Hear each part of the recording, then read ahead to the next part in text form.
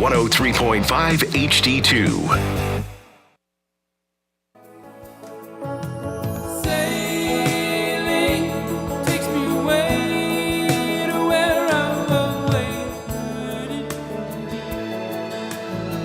News Talk 640 WFNC. That's appropriate music, Kenny, because we got Cheryl Johnson here, and she's going to be sailing. Well, maybe not sailing. Paddling. She's going to be paddling away. Why do you got a paddle song? We got a paddle song. Cheryl, how are you today? I'm good. It's good to have you here in Studio One to talk about an event that you've got coming up. And this is Team River Run and Pair NC Adaptive Paddling Demo. Now, first of all, tell me about Team River Run, because if you Google that, there's a lot of them all across the country. Or am I mistaken? How's that work? Correct. So North Carolina has 3 chapters. There's chapters across the country in almost every state. It was actually born in the pool of Walter Reed back in 2004. Veterans coming back from Afghanistan, Iraq, to deal with PTSD and their disabilities, being blown up and missing limbs and, dealing with combat. So we're a program that helps veterans and active duty to deal with these issues. So we have the gear and the boats to be able to adapt the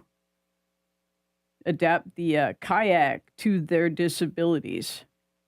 Yeah. Well, you make an interesting point here, because people don't think that if you have a disability, I guess that's the end of it for me in terms of anything exciting. But that's not the case at all, because you do have the ability to help folks. I saw a big picture of them with the paddles all up in the air.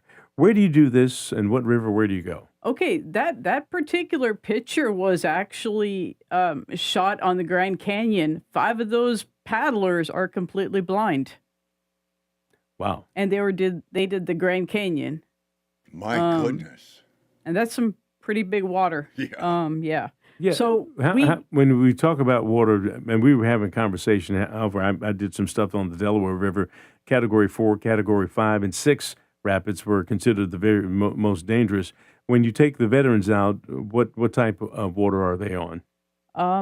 At beginning level, we usually take them out to Hope Mills Lake or another lake, and then work their way up to Cape Fear River, which is a class 2 to 2.5, maybe a 3, depending on water levels.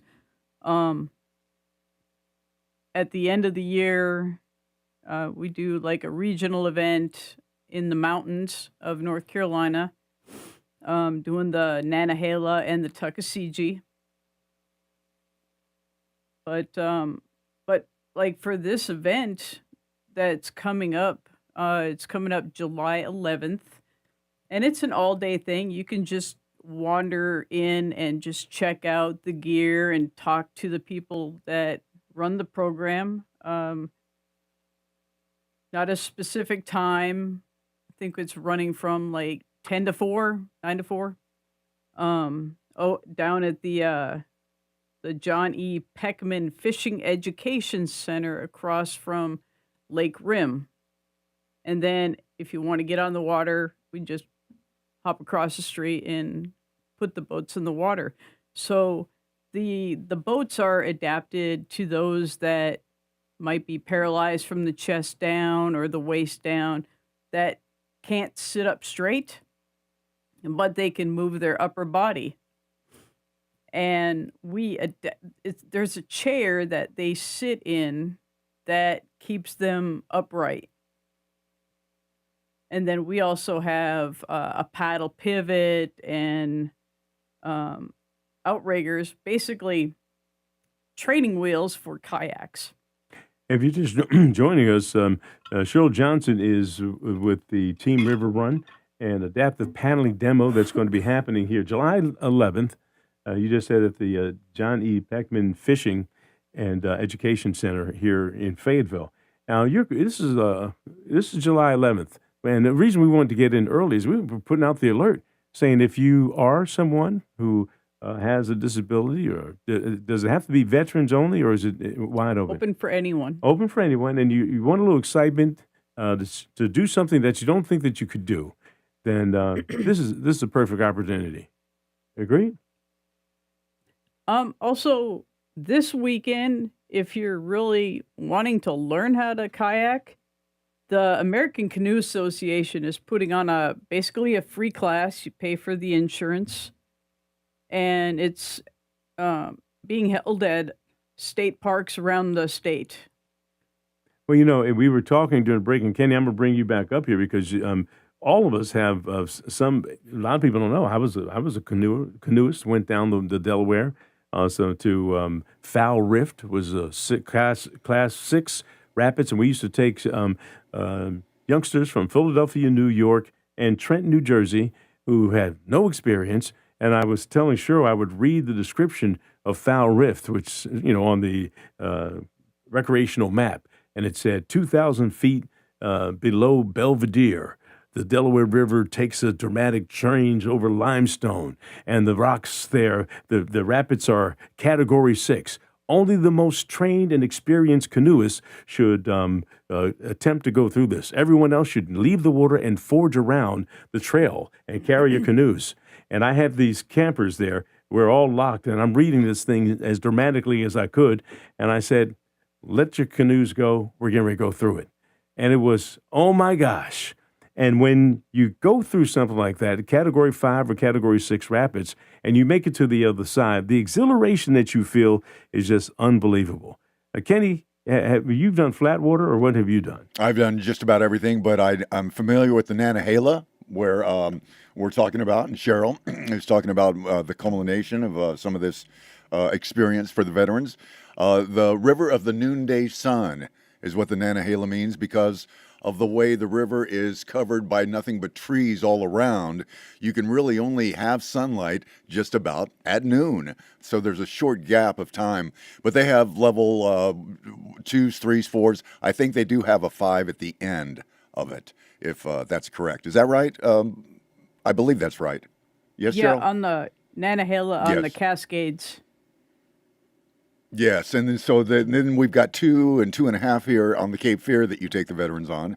And I've done flat water, and that's kind of that's real enjoyable, I think. Flat water is just, you just paddle at your own leisure. Well, and for those who don't know, there's a big difference between a canoe and a kayak in terms of how you steer them. I was sharing with Cheryl, we had these young folks out there, and you had to learn how to swamp a canoe using another canoe while you're in the water. And you were mentioning, it's heavy to get up underneath it, to lift it up. There's an airlock on their canoe. Also, a lot of people aren't familiar with that. You can, if it's swamped, you can go underneath it, and you can come up, and there's a place for you to breathe. The most important thing is, what do you do when you're out of your canoe? I don't know about with a kayak, and you are going down river without a canoe. And so we were taught to get your feet in front of you and put your feet out and make sure you're bouncing off rocks with your feet, not with your head. Nose toes. Yeah. Feet up, nose up. There you go. And so we were also talking, Cheryl, about going to someone's pool and learning a little bit about flipping over. Talk about that, because there's a fear, I think, if you're in a kayak, that all of a sudden you're going to flip and you're not going to be able to get back up, and you're going to drown underneath the thing. But that's not the truth. So yeah, water comfort. I mean, it's a huge thing, and it's a fear that a lot of people have. They're like, oh my God, they're gonna flip over and Die. they panic. That's what we want to try to prevent, is a person panicking in the water. And there's so much dangers that if you stand up in moving water or you panic. So we do a lot of training to teach people how to react, and muscle memory, how to get out of a flipped over kayak. And when you're doing like whitewater, you're wearing this thing called a skirt, so water doesn't swamp your boat. And how to, if you flip over, and how to pop your skirt and get out of the boat and never stand up in moving water. I mean, there's a lot of stuff that you got to learn, but we teach this and try to prevent any injuries or anything on the water. Well, a lot of the folks who are service members who have been injured were probably pretty extreme in some of the sports and things they've done before the injury. What do you notice about these service members when they come and they take part in an event like this? They show up, and then what are they like when they leave and they're successful? Oh, they're totally thrilled. I had one veteran who can basically see a pinhole. Her vision is, so if you put your fingers together and create this little tiny hole, and that's all she could see. And she was pretty good kayaker on lakes and stuff.